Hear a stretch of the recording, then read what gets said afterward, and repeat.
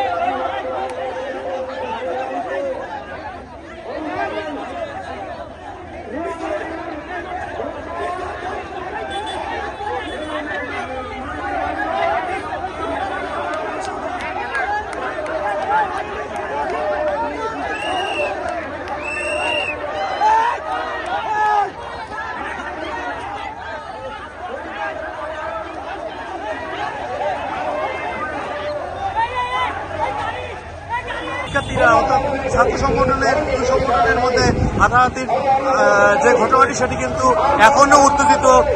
Long March অর্থাৎ বন্দরে যে লং মার্চটি ঘোষণা করা হয়েছিল সেটি শেষ না হতেই কিন্তু এমন একটি অবস্থার সম্মুখীন হয়।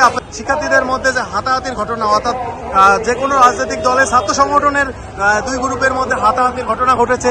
এখনো একদিকে যখন বক্তব্য রাখছে, অন্যদিকে হাতাহাতির ঘটনা ঘটেছে, যেখানে কিন্তু অনেকে চেষ্টা করেছে সমাধান করার, কিন্তু কোনো পক্ষই কিন্তু সমাধান মানছে না।